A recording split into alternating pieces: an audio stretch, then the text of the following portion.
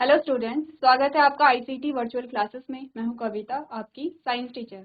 उम्मीद करती हूं आप सभी अच्छे होंगे और स्वस्थ होंगे। तो क्लास हम आज एक नया चैप्टर स्टार्ट करेंगे जिसका नाम है इम्प्रूवमेंट इन फूड रिसोर्सेज। तो जैसे कि आपको चैप्टर का नाम पता चल रहा है, कुछ पढ़ेंगे हम यहाँ पर जो कि फूड से रिलेटेड होगा और कुछ इम्प्रूवमेंट की हम यहाँ पे बात करेंगे। तो किस चीज़ में इम्प्रूवमेंट करेंगे? आपने कहा फूड रिसोर्सेज में इम्प्रूवमेंट की बात करेंगे हम। ठीक है, तो सबसे पहले आपको ये जानना है फूड रिसोर्सेज क्या होते हैं। अगर रिसोर्सेज का सिंपल सा मतलब आपने जाना, आपने कहा क्या होते हैं रिसोर्सेज, आपने कहा स्रोत। ठीक है, कोई भी चीज जो कि हमें कहीं से प्राप्त हो रही है, तो जहां से प्राप्त हो रही है उसे हम कहते हैं स्रोत। ठीक है, आपको सबसे पहले जानना है फूड रिसोर्सेज क्या होते हैं, कितने प्रकार के होते हैं, कौन कौन सा जो भोजन है वो आप वहां से प्राप्त कर रहे हैं। ठीक है, जो आपकी छोटी क्लासेस थी आप ये सारी चीजें पढ़ चुके हैं, आपने फूड रिसोर्सेज के बारे में जाना है, आपने कहा भोजन क्या आपके पास कितने स्रोत आते हैं, ये सारी चीजें आपने पढ़ी हैं। ठीक है, इसके अलावा अगर हम बात करें सिर्फ फूड की, तो सारे बच्चे जानते हैं कि फूड क्या है। क्या है फूड? फूड वो मटेरियल है, वो पदार्थ है जिसे कि आप क्या करते हैं, ग्रहण करते हैं, जिसे कि आप क्या करते हैं, अगर हम सिंपल लैंग्वेज में कहें तो आप खाते हैं। अब आप भोजन को ग्रहण क्यों कर रहे हैं, आप क्यों फूड कंज्यूम कर रहे हैं? तो आप सबको पता है कि क्योंकि हम सभी को क्या चाहिए, आपने कहा एनर्जी। ठीक है, आप सभी को क्या चाहिए, एनर्जी यहाँ पर चाहिए। एनर्जी को गेन करना है, इसीलिए हम फूड को क्या करते हैं, यहाँ पे कंज्यूम करते हैं। अब क्वेश्चन ये आता है कि एनर्जी क्यों चाहिए आपको। आपने कहा कि जो भी आप प्रोसेस कर रहे हैं, जो भी प्रक्रियाएं चल रही हैं, वो सारी किससे चलती हैं, ऊर्जा से चलती हैं। जैसे कि आपने कहा कि आप कोई भी गाड़ी चलाते, कोई भी व्हीकल चलाते हैं, पेट्रोल या डीजल की आवश्यकता होती है। वैसे ही हम लोगों को क्या होती है, ऊर्जा की आवश्यकता होती है। ऊर्जा कहाँ से मिला, भोजन से मिला। अब ये जो ऊर्जा है, ये किस प्रकार से आप कंज्यूम करते हैं। ठीक है, ये सारी चीजें आपको पता होनी चाहिए। आपने कहा भोजन से ऊर्जा मिली, तो किस प्रकार से मिली ये आपको पता होना चाहिए। तो इसमें आप जब आप पढ़ेंगे डाइजेशन को, तब आप अच्छे से समझेंगे कि भोजन से ऊर्जा आपने किस प्रकार से प्राप्त की। ये तो बात थी भोजन की। फिर हमने कहा सबसे पहले बात करते हैं रिसोर्सेज की, स्रोत की, कि आपके पास भोजन के कितने स्रोत आते हैं। आपने कहा मेनली आपको भोजन कहाँ से मिल रहा है, तो इससे पहले जाते हैं न्यूट्रिशन पे। ठीक है, आप सबसे पहले रिसोर्सेज से पहले बात करेंगे न्यूट्रिशन की, यानी कि पोषण की। आपने कहा जो फूड है, फूड से आपको क्या मिलता है, न्यूट्रिशन मिलता है। तो न्यूट्रिशन के टाइप्स भी हमने पढ़े हैं बहुत सारे, जो हमारे चैप्टर होते हैं उसमें न्यूट्रिशन भी आता है। आपने हर बार कहा है न्यूट्रिशन दो प्रकार का होता है, ऑटो और हेटेरो, यानी कि स्वपोषी पोषण और परपोषी पोषण।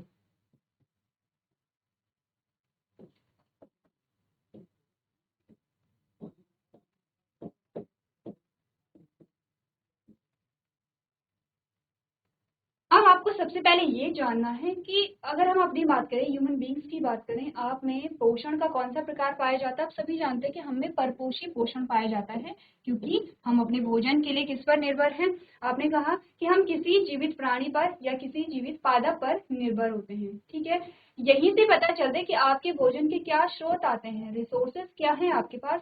आपने कहा परपोषी पोषण हमें पाया जा रहा है, और हम अपने भोजन के लिए किस पर निर्भर हैं, मुख्यतः प्लांट पर, यानी कि पादप पर। ठीक है, तो प्लांट क्या है आपके पास, आपके भोजन का जो मुख्य स्रोत आता है वो है आपके पास प्लांट। ठीक है, कोई भी हो, चाहे आप कहेंगे कि चाहे कोई कार्निवोर्स हो या फिर कोई हर्बीवोर्स हो या कोई ओमनीवोर्स हो, ये अलग अलग प्रकार आपने पढ़े हैं। ठीक है, और अलग अलग प्रकार में आपने अलग अलग एग्जाम्पल देखे हैं। लेकिन अगर बात करें मनुष्य की, तो चाहे कोई वेजिटेरियन है, चाहे कोई नॉन वेजिटेरियन है, जो मुख्य स्रोत उसके लिए आता है भोजन का, वो आता है प्लांट। ठीक है, अब आपने कहा मुख्य स्रोत प्लांट हमारे पास है, इसके अलावा आपके पास द्वितीय स्रोत भी आते हैं, यानी कि जो अदर एनिमल्स होते हैं। ठीक है, प्लांट्स के अलावा जो अदर एनिमल्स होते हैं वो भी आपके पास क्या आते हैं, भोजन के स्रोत आते हैं। अब आप कहेंगे कि अगर कोई यहाँ पर वेजिटेरियन है, यानी कि कोई नॉनवेज नहीं खाता है, तो क्या उसके लिए भी एनिमल भोजन के स्रोत हैं? तो आपका आंसर होगा हाँ, क्योंकि आपको एनिमल से सिर्फ मीट नहीं मिलती है, बल्कि बहुत सारे प्रोडक्ट मिलते हैं। जैसे कि आपने कहा कि आप दूध कंज्यूम करते हो, आप शहद को ग्रहण करते हो, तो इसी प्रकार से क्या होता है कि आप एनिमल से कोई ना कोई प्रोडक्ट को कंज्यूम कर रहे हो। तो क्या आपने समझा? आपने समझा कि भोजन के आपके पास दो स्रोत आ रहे हैं। अगर सबसे मुख्य स्रोत की बात करें तो आपने कहा क्या होंगे, प्लांट आपके मुख्य स्रोत आते हैं, ठीक है। द्वितीय स्रोत की जब भी बात होगी आपने कहा एनिमल आपके द्वितीय स्रोत आते हैं। सिंपली पूछा जाए कि भोजन के क्या स्रोत पाए जाते हैं, आप कहेंगे प्लांट और एनिमल, ठीक है। पादप और जंतु दोनों ही क्या है, भोजन के स्रोत हैं। आपसे पूछा जाए कि भोजन का मुख्य स्रोत क्या है, आपने कहा भोजन का मुख्य स्रोत प्लांट हमारे पास आता है, ठीक है। इतनी बात क्लियर है। अब आप ये समझ चुके हैं कि फूड रिसोर्सेज क्या होते हैं। अब हम ये समझेंगे कि क्यों हम फूड रिसोर्सेज में इम्प्रूवमेंट की बात करें, क्या होता है इम्प्रूवमेंट, आगे जानेंगे कि क्या होता है फूड इम्प्रूवमेंट। इम्प्रूवमेंट का मतलब होता है कि जो भी यहाँ पर आपके पास उपज हो रही है, जो भी प्रोडक्शन हो रहा है, जो भी उत्पादन आपके पास आ रहा है, उसमें क्या हो, इम्प्रूवमेंट हो। उसमें क्या हो, उसकी गुणवत्ता अगर आप देखें उसमें सुधार हो, उसमें क्वालिटेटिव और क्वांटिटेटिव दोनों ही मात्रा क्या हो, इन्हांस हो।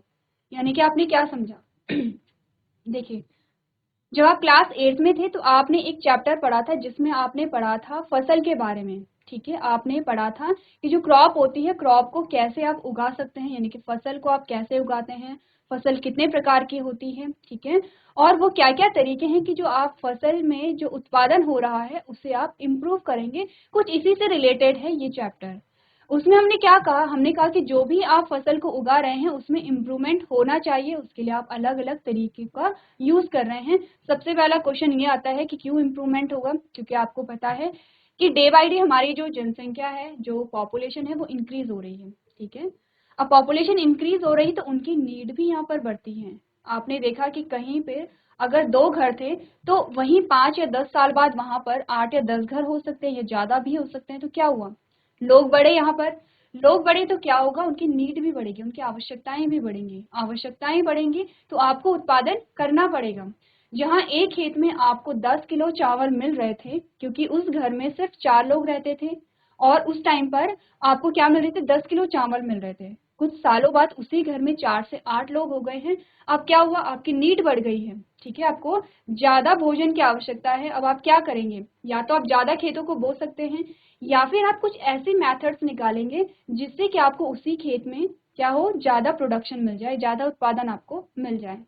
तो इसी को हम क्या कहते हैं, improvement in food resources.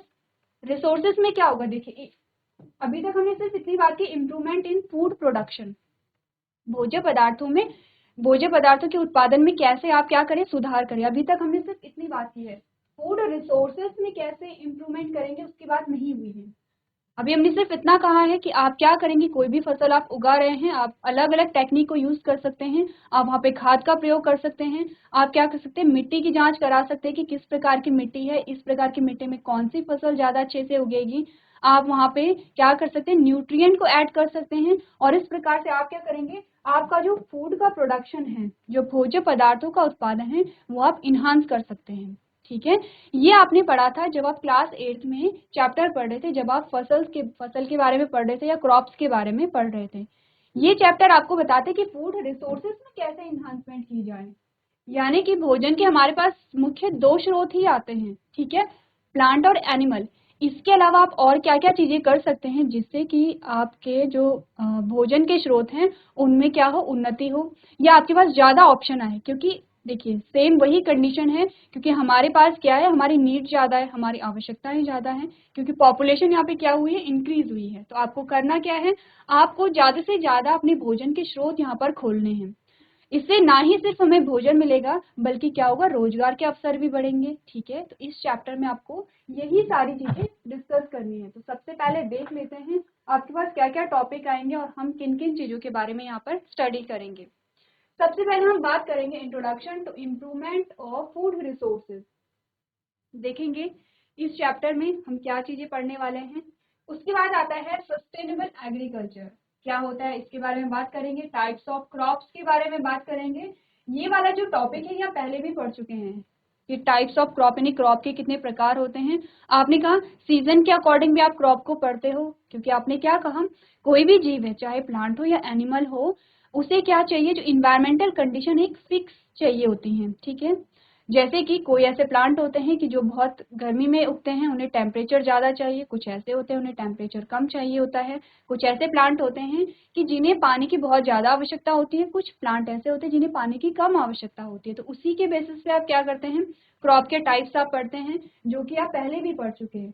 Next आप पढ़ेंगे इम्प्रूवमेंट इन क्रॉप यील्ड, ठीक है, ये भी आप पढ़ चुके हैं। आपने कहा कि कैसे आप फसल जब उगा रहे हैं और जो उत्पादन हो रहा है उसमें आप कैसे इम्प्रूवमेंट करेंगे, ठीक है। नेक्स्ट आप पढ़िए मैन्योर एंड फर्टिलाइजर्स के बारे में। तो ये जो टॉपिक है, ये बेसिक से टॉपिक हैं, ये आप पढ़ चुके हैं, चाहे आप टाइप्स ऑफ क्रॉप के बारे में बात करें, आप इम्प्रूवमेंट इन क्रॉप यील्ड के बारे में बात करें, आप मैन्योर एंड फर्टिलाइजर्स के बारे में बात करें, ठीक है। नेक्स्ट आप पढ़ेंगे बायो फर्टिलाइजर्स के बारे में, क्या होते हैं, कितने प्रकार के होते हैं, क्या इनकी इंपॉर्टेंस होती है। नेक्स्ट आप बात करेंगे स्टोरेज ऑफ ग्रेन्स, ये भी आप चीजें पढ़ चुके हैं, क्लास 8 में ये टॉपिक आप पढ़ चुके हैं। नेक्स्ट बात करेंगे एनिमल हस्बेंड्री, क्या होती है एनिमल हस्बेंड्री और इसकी क्या क्या इंपॉर्टेंस होती है। तो इस प्रकार से हम क्या करेंगे, इन टॉपिक को एक एक करके पढ़ेंगे। तो सबसे पहले जान लेते हैं फूड प्रोडक्शन क्या होता है। अगर आपसे कहा जाए कि क्या होता है फूड प्रोडक्शन, कैसे डिफाइन करेंगे आप। सिंपली आपको पता है कि हम क्या कर रहे हैं, हम जो भोजन है उसे क्या कर रहे हैं, हम उपजा रहे हैं, या जो फसल है आप उसे क्या कर रहे हैं, फसल का उत्पादन कर रहे हैं। तो क्या सिर्फ इसे फूड प्रोडक्शन कहते हैं। तो आपके पास क्या आता है, डेफिनेशन आती है, आपने कहा food production as the name suggest it all about preparing food in which raw materials are converted into ready-made food products for human use either in the home or in the food processing industry।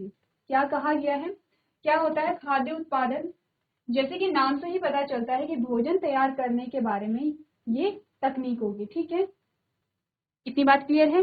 Next आपको कहा गया है जिसमें कच्चे माल को घर में या खाद्य प्रसंस्करण उद्योगों में मानव उपयोग के लिए तैयार खाद्य उत्पादों में परिवर्तित किया जाता है, ठीक है। नेक्स्ट आपको कहा गया है it's process comprise scientific approaches, food production has many sections and it start with basic things like cleaning, packing, straightening, spotting, preparing, adding ingredients in correct proportion, presenting etc। ठीक है, कह रहे हैं कि इसकी प्रक्रिया में वैज्ञानिक दृष्टिकोण शामिल है, क्योंकि बहुत सारे स्टेप यहाँ पे इंक्लूड होते हैं। जैसे कि खाद्य उत्पादन में कई खंड होते हैं, इनमें क्या होता है, बुनियादी चीजों से शुरू होता है, जैसे कि सफाई, पैकिंग, अलग करना, छटाई करना, तैयार करना, सही अनुपात में सामग्री जोड़ना और प्रस्तुत करना, ये सारी चीजें क्या होती हैं, इंक्लूड होती हैं। तो आपने क्या कहा, फूड प्रोडक्शन में सिर्फ खाद्य उत्पादन नहीं आएगा, यानी कि आपने फसल को उगाया सिर्फ इतना नहीं आता है, उसमें बहुत सारी चीजें आती हैं। आप क्या करेंगे, आपने फसल को उगा रखा है, अब आप उसकी सफाई भी करते हैं, ठीक है। जैसे कि आपने 8th में पढ़ा था कि आपने क्या किया, सबसे पहले तो जब आप किसी फसल को उगाते हैं तो उसमें अलग अलग स्टेप आते हैं। आपने कहा कि अलग अलग स्टेप में क्या होगा, पहले आप क्या करेंगे, प्रिपेयर करेंगे अपने फील्ड को, फिर आप बुआई करते हैं, ठीक है, उसके बाद आप निराई करते हैं, उसके बाद क्या करते हैं, जब फसल पक जाती है तो आप क्या करते हैं, फसल की कटाई करते हैं। कटाई के बाद आपने क्या किया, सफाई करेंगे, ठीक है, सफाई करने के बाद आपने क्या किया, पैकिंग की उसकी अच्छे से, फिर पैकिंग करने के बाद आपने क्या किया, छटाई की इसकी, फिर उसे तैयार किया और सही अनुपात में सामग्री को जोड़ा। ये सारी चीजें वहां पे क्या होती हैं, इंक्लूड होती हैं, ठीक है, इतनी बात क्लियर है। नेक्स्ट आपके पास आते हैं फूड रिसोर्सेज, जिनके बारे में हम यहाँ पे डिस्कस कर चुके हैं। तो आपने क्या कहा, आपने कहा a balance diet is a necessity of one wants to lead a healthy life. यदि कोई स्वस्थ जीवन जीना चाहता है तो उसे संतुलित आहार की आवश्यकता होती है। अब क्या होता है संतुलित आहार, जब आप क्लास 7th में थे तब से आप संतुलित आहार के बारे में बात कर रहे हैं, ठीक है। संतुलित आहार का क्या मतलब होता है, एक ऐसा आहार जिसमें सारे ही न्यूट्रिएंट उचित मात्रा में शामिल होते हैं। तो किसकी बात आई है, सबसे पहले तो बैलेंस डाइट क्या होता है, ये रिलेटेड है न्यूट्रिएंट से, ठीक है, न्यूट्रिएंट से रिलेटेड है। अब न्यूट्रिएंट क्या होते हैं, आपने कहा 2 प्रकार के न्यूट्रिएंट आते हैं, मैक्रो और माइक्रो। मैक्रो न्यूट्रिएंट होता है और माइक्रो न्यूट्रिएंट होता है, 2 प्रकार के न्यूट्रिएंट आपके पास आते हैं, ठीक है। सारी बेसिक सी चीजें हैं, आपने सारी चीजें पढ़ी हैं। अब आपने कहा कि वो भोज्य पदार्थ जिसमें सारे ही पोषक तत्व उचित मात्रा में शामिल होते हैं, 2 चीजें यहाँ पे हैं, एक तो न्यूट्रिएंट प्रेजेंट होंगे, एक तो पोषक तत्व क्या होंगे, शामिल होंगे, और दूसरा हमने कहा उचित मात्रा में। दूसरा क्या बात हुई है, उचित मात्रा में। तो यहाँ पर संतुलित आहार का मतलब सिर्फ ये नहीं है कि उसमें सारे ही पोषक तत्व शामिल हों, उसका मतलब ये भी है कि उसमें वो पोषक तत्व उचित मात्रा में शामिल हों। आप अगर पोषक तत्व कोई भी न्यूट्रिएंट आपने आवश्यकता से अधिक ले लिया है तो वो भी क्या करता है, वो टॉक्सिक का काम करता है। ठीक है, आपने पढ़ा होगा, जब आपने न्यूट्रिएंट्स के बारे में पढ़ा है तो आपने देखा है कि अगर किसी भी न्यूट्रिएंट की, किसी भी पोषक तत्व की कमी हो जाती है तो वो क्या होता है, क्रिटिकल कंडीशन होती है, वो भी क्या करेगा, नेगेटिव इफेक्ट डालेगा, अपना नकारात्मक प्रभाव डालेगा। फिर आपने पढ़ा कि अगर कोई पोषक तत्व आवश्यकता से ज्यादा अगर हो जाता है तो वो कैसा होता है, पॉइजनस होता है, टॉक्सिक होता है वो, क्योंकि वो भी नकारात्मक प्रभाव डालेगा। ये आपने तब पढ़ा होगा जब आप प्लांट्स के बारे में बात करते हैं।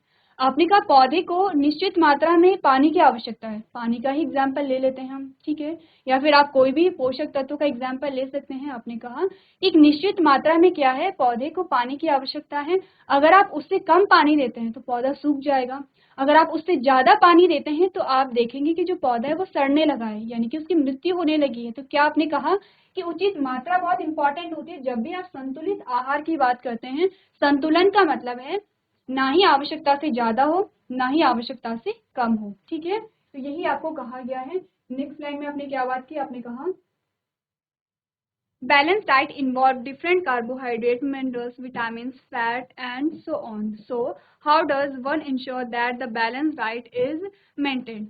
अब आपको ये कह रहे हैं कि संतुलित आहार में क्या होता है, सारे ही पोषक तत्व होंगे, ठीक है, उनमें से आपने कहा कार्बोहाइड्रेट है, खनिज होंगे, विटामिन होंगे, फैट यानी कि वसा होगा, आदि शामिल होते हैं। तो कोई कैसे सुनिश्चित करे कि संतुलित आहार बना रहे, कैसे सुनिश्चित करें? आप कहेंगे कि आप थोड़ी थोड़ी मात्रा में हर एक प्रकार का भोजन ग्रहण कर सकते हैं। जब आपने क्लास 6 या 7 में आपने एक चैप्टर पढ़ा था भोजन, और आपने उसमें क्या कहा था, भोजन के बारे में आपने बात की थी। आपने कहा था कि जो पोषक तत्व होते हैं अलग अलग आते हैं, कार्बोहाइड्रेट है, प्रोटीन है, फैट है, मिनरल्स है, ठीक है, विटामिन यहाँ पे आ जाते हैं अलग अलग प्रकार के। तो ये सारे ही क्या है, पोषक तत्व आपके पास आते हैं। अब इनमें से कुछ पोषक तत्व ऐसे होते हैं जिनकी आवश्यकता आपको अधिक मात्रा में होती है, ठीक है, और कुछ ऐसे होते हैं कि जिनकी आवश्यकता आपको बहुत ज्यादा मात्रा में नहीं होती है। तो किनकी आवश्यकता आपको बहुत अधिक मात्रा में होती है, ये आप सभी जानते हैं, उनकी, जो कि आपको क्या करेंगे, यहाँ पर ऊर्जा प्रदान करेंगे, जैसे कि कार्बोहाइड्रेट है, वसा है, और इनके अलावा यहाँ पे क्या होगा, प्रोटीन होगा। ठीक है, इन तीनों की आवश्यकता हमें बहुत अधिक मात्रा में होती है, क्योंकि कार्बोहाइड्रेट और फैट आपको देते हैं एनर्जी, ऊर्जा, ठीक है, आपको ऊर्जा प्रदान करते हैं। अब जो भी काम कर रहे हैं आपको ऊर्जा की आवश्यकता होती है। प्रोटीन का भी बहुत इंपॉर्टेंट पार्ट है, ठीक है, प्रोटीन क्या करेगा, हमारी जो भी नई सेल्स बन रही हैं, जो भी नए हमारे टिश्यू बन रहे हैं, उसमें प्रोटीन आपके लिए इम्पॉर्टेंट है।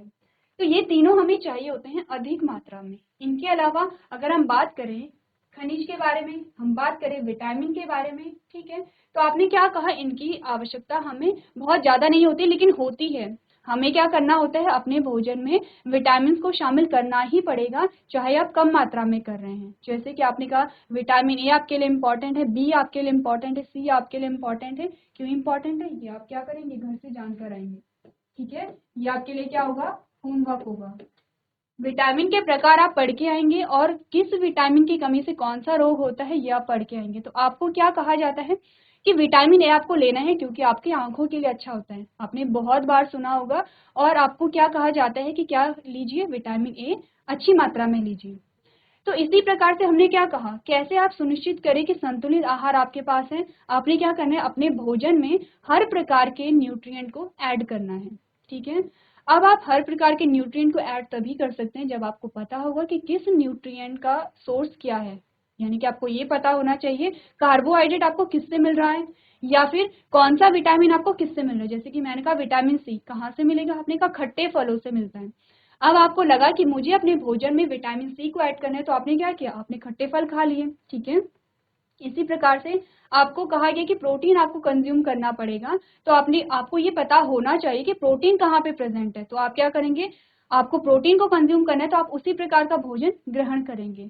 तो थोड़ा थोड़ा मात्रा में क्या करते रहेंगे, आप अलग अलग प्रकार के भोजन को ग्रहण करेंगे, वही आपका संतुलित आहार होता है। और ध्यान दीजिए, आपको क्या करना है, मात्रा का ध्यान देना है, ना तो बहुत कम हो ना ही बहुत ज्यादा हो। नेक्स्ट आपको कहा गया है the first step to know where do they come from so that we can understand the different nutrients provided by that particular items of food। कह रहे कि पहला कदम ये जानना है कि जो भोजन है वो कहाँ से आता है, ताकि हम भोजन के उस विशेष वस्तु द्वारा प्रदान किए जाने वाले विभिन्न पोषक तत्वों को समझें।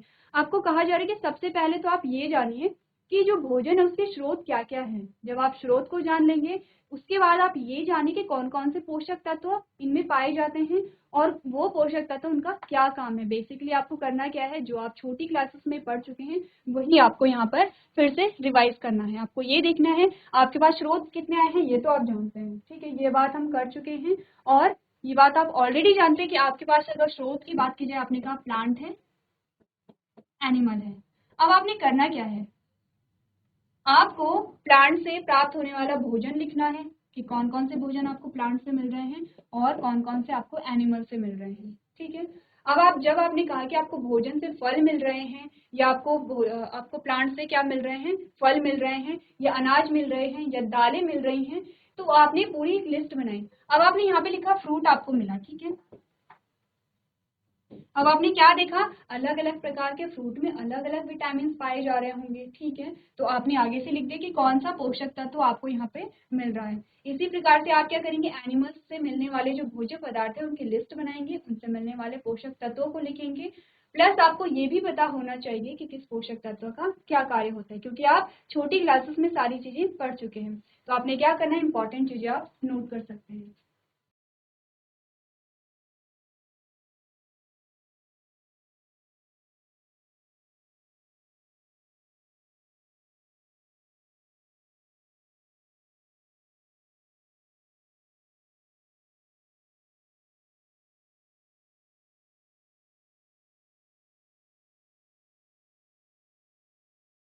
चलिए, ये तो थी बेसिक सी चीजें।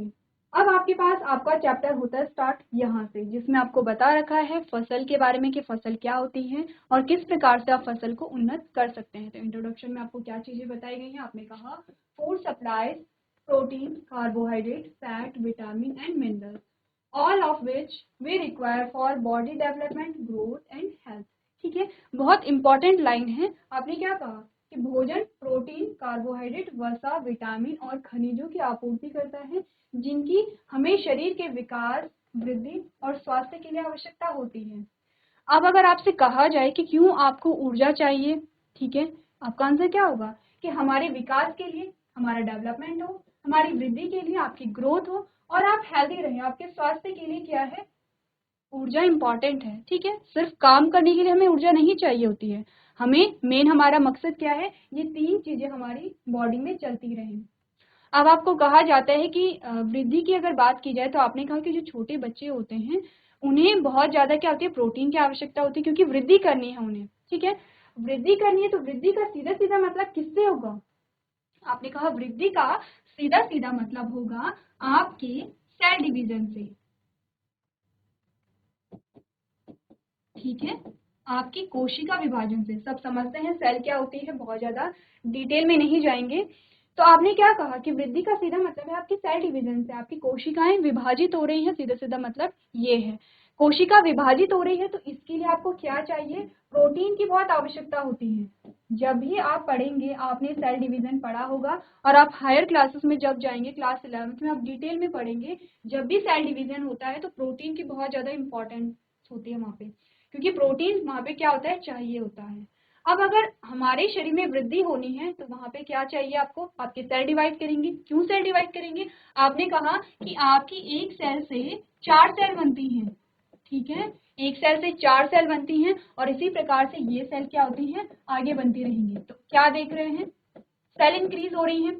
सेल इंक्रीज हो रही हैं, इसका मतलब आपके शरीर में भी परिवर्तन आ रहा है। आपने कहा कोई न्यूबॉर्न था, बहुत छोटा सा आप देखते हैं, ठीक है, और कुछ सालों बाद आप क्या देखते हैं कि उसकी बॉडी में बहुत ज्यादा वृद्धि आप देख रहे हैं। ठीक है, उसका हाइट बढ़ी है, उसका वेट बढ़ा है। क्यों बढ़ा है, क्योंकि जो उसकी सेल्स हैं वो क्या हो रही हैं, डे बाई डे डिवाइड हो रही हैं। डिवाइड हो रही हैं तो वृद्धि हो रही है। अब सेल्स को डिवाइड करने के लिए क्या चाहिए, आपने कहा प्रोटीन चाहिए। मिल गया आपको प्रोटीन, कहाँ से मिल रहा है, आपके भोजन से मिल रहा है। अब अगर बात की जाए डेवलपमेंट की, तो डेवलपमेंट में सारी ही चीजें आपकी आ जाती हैं। वृद्धि से मतलब है आपका शारीरिक विकास की बात हो रही है। ठीक है, आपके फिजिकल डेवलपमेंट की बात हो रही है। तो आपने क्या कहा, आपने कहा कि आपके सिर्फ फिजिकल डेवलपमेंट की बात हो रही है जब आप वृद्धि की बात करते हैं, लेकिन अगर आप विकास आपने कहा है तो विकास का मतलब है कि आपका ऑल ओवर डेवलपमेंट की बात हो रही है, आपके फिजिकल डेवलपमेंट की भी बात हो रही है, आपके मेंटल डेवलपमेंट की भी बात हो रही है, आपके अंदर जो इमोशंस हैं उनकी भी डेवलपमेंट की बात हो रही है, ठीक है। उसमें आपकी सारी चीजें इंक्लूड हो जाती हैं, चाहे आपकी हेल्थ हो, ठीक है, चाहे आपकी बॉडी हो। अब जब विकास हो रहा है तो आपने कहा कि आपका मेंटल डेवलपमेंट होता है। मेंटल डेवलपमेंट यानी कि आपका मानसिक विकास कब होगा, आपने कहा जब आपको बैलेंस डाइट मिलेगी। पढ़े आपने आपने पढ़ा होगा कि अगर आपको अपना जो मानसिक विकास है वो अच्छे से करना है तो आपको बैलेंस डाइट चाहिए होती है, ठीक है। और बैलेंस डाइट आपको कहाँ से मिलेगी, आपने कहा भोजन से मिलेगी। तो आपको यही कहा जा रहा है कि भोजन हमारे लिए क्यों इंपॉर्टेंट है, विकास हो रहा है, आपकी वृद्धि हो रही है, और आप स्वस्थ तभी रहेंगे जब क्या होगा, आपकी बॉडी के अंदर सारी चीजें अच्छी रहेंगी, जब आपका इम्यून सिस्टम अच्छा रहेगा। आपके इम्यून सिस्टम के लिए जो न्यूट्रिएंट इंपॉर्टेंट है वो आप कंज्यूम करते रहेंगे। तो ये लाइन आपको क्या करनी है, नोट करनी है एज इट इज। चलिए नेक्स्ट लाइन आपको बताती है, different crops require different climatic conditions, temperatures and photo periods for their growth and complete of their life cycle. अब देखिए ये आप जानते हैं, आपने कहा कि अलग अलग जो फसलें होती हैं उनको अपनी लाइफ साइकिल को पूरी करने के लिए अलग अलग क्लाइमेटिक कंडीशन चाहिए होती हैं, ठीक है। जैसे कि हमने क्या बात की, हमने कहा कि यहाँ पर अलग अलग जलवायु की आवश्यकता होती है, जैसे कि तापमान हो गया है। अब किस पौधे को किस प्रकार का टेम्परेचर चाहिए, ये जब आपको पता होगा तब आप क्या कर सकते हैं, अच्छे से यहाँ पे जो आपका उत्पादन है वो बढ़ा सकते हैं। प्रकाश अवधि होती है, प्रकाश अवधि समझते हैं आप लोग, आपने लॉन्ग डे प्लांट और शॉर्ट डे प्लांट को पढ़ा होगा।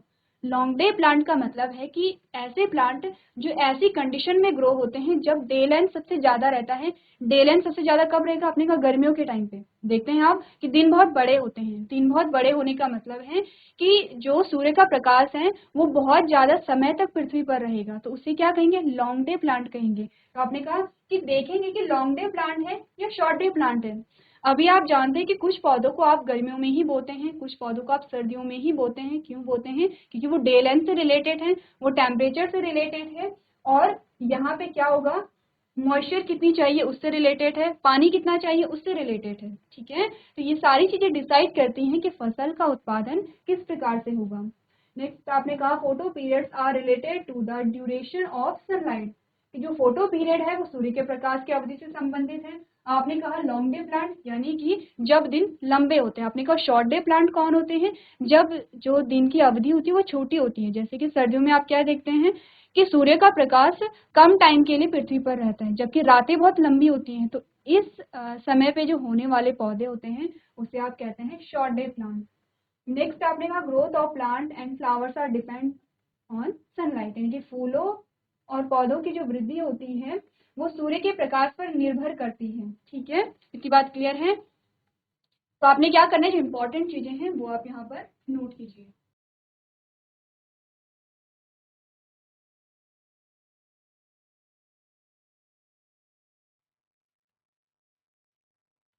चलिए नेक्स्ट जो आपके पास टॉपिक आता है उसमें आप देखेंगे successful crop production depends upon many factors such as. अगर आपको क्रॉप प्रोडक्शन करना है, फसल का उत्पादन आपको करना है, तो वो कौन कौन से पॉइंट होंगे जो कि ध्यान देने योग्य होते हैं, तो कौन कौन से होंगे, आपने कहा understanding how crops grow and develop. सबसे पहले तो आपको यही जानना है क्रॉप को कैसे उगाया जाता है।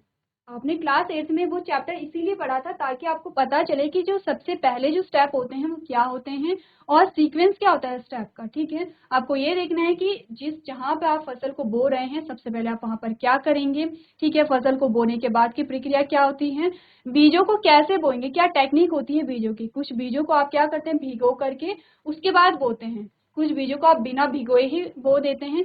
तो इन सभी चीजों के बारे में क्या होनी चाहिए, आपको नॉलेज होनी चाहिए। नेक्स्ट आपने कहा effect of various nutrient climate water on the growth of the plant, यानी कि पौधे की वृद्धि पर विभिन्न पोषक तत्वों का प्रभाव आपको पता होना चाहिए, जो कि हम बात कर चुके हैं। आपको ये पता होना चाहिए कि पौधा किस प्रकार की क्लाइमेटिक कंडीशन को क्या करता है, डिजर्व करता है। वहाँ पे टेम्परेचर की क्या स्थिति है, पानी की क्या स्थिति है, मॉइस्चर कंटेंट कितना है, ठीक है, डे लेंथ किस प्रकार से चाहिए, ये सारी चीजें आप क्या करेंगे, देखेंगे। नेक्स्ट आपने कहा modification and management of each factor for increasing the yield of the crop, यानी कि फसल की उपज बढ़ाने के लिए प्रत्येक कारक का संशोधन एवं प्रबंधन। अब इसके अलावा भी बहुत सारी चीजें आती है। देखिए आपने क्लाइमेटिक कंडीशन को बहुत अच्छे से ऑब्जर्व कर लिया है कि आपके क्रॉप के लिए, आपके फसल के लिए क्या सही है, कौन सा टाइम सही है। इसके अलावा भी बहुत सारी चीजें होती हैं, जैसे कि आपने कहा इंसेक्ट होते हैं, बहुत सारे ऐसे इंसेक्ट होते हैं जो कि क्रॉप को क्या करेंगे, डिस्ट्रॉय कर देंगे। ठीक है, बहुत सारी ऐसे होती है कि जैसे कि बारिश नहीं हुई, ठीक है, या फिर तूफान आ गया, या फिर आपकी जो क्रॉप है वो डैमेज हो गई। तो इन सारी चीजों से बचने के लिए आपको क्या है, जो क्रॉप मैनेजमेंट है वो भी आपको देखना पड़ेगा। ठीक है, बेसिक से पॉइंट थे। अभी तक हमने बहुत ज़्यादा डिटेल में नहीं गए हैं, बहुत ज़्यादा कॉम्प्लिकेट चीज़ें हमने डिस्कस नहीं की हैं। अभी तक हमने वही सारी चीज़ें पढ़ी हैं जो कि आप पढ़ते चले आ रहे हैं।